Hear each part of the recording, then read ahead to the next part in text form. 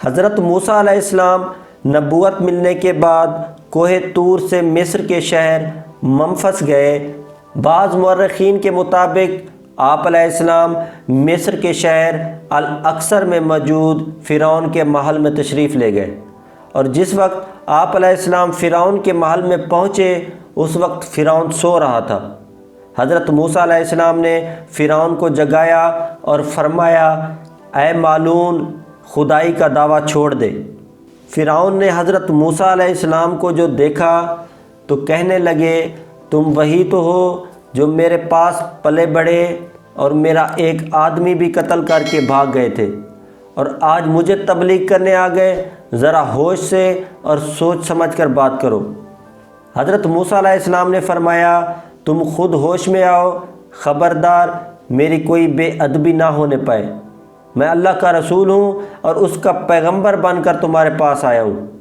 اور حضرت موسیٰ نے کہا، اے فرعون، میں اس کا بھیجا ہوا تیرے پاس آیا ہوں جو سارے جہان کا مالک ہے۔ فرعون نے کہا، واہ واہ، کیا خیال ہے، تم اپنے متعلق کچھ بھی دعویٰ کرو، میری نظر میں تو تم وہی ہو جو میرے پاس رہ چکے، اور اگر کچھ ایسا ہی دعویٰ ہے تو کوئی نشانی ہو تو وہ دکھاؤ۔ تو حضرت موسیٰ علیہ السلام نے اپنا عصا ڈال دیا، وہ فوراً ایک اژدہا بن گیا۔ حضرت موسیٰ علیہ السلام نے جب اپنا عصا مبارک زمین پر ڈالا تو وہ اتنا بڑا اژدہا بن گیا کہ حضرت ابن عباس رضی اللہ تعالیٰ عنہ کی روایت کے مطابق اس کا رنگ زرد تھا، اور وہ اپنا منہ کھولے ہوئے زمین سے 1 میل اونچا اپنی دم پر کھڑا ہو گیا، اور ایک جبڑا اس نے زمین پر رکھا، ایک قصر شاہی کی دیوار پر۔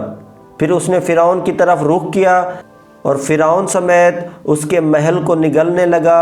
فرعون نے جو یہ منظر دیکھا تو مارے دہشت کے بھاگا اور حضرت موسیٰ علیہ السلام کی منت کرنے لگا اور کہنے لگا، اے موسیٰ، تمہیں اس کی قسم جس نے تجھے رسول بنایا، اس کو پکڑ لو۔ حضرت موسیٰ علیہ السلام نے اس کو اٹھا لیا تو وہ پھر عصا بن گیا۔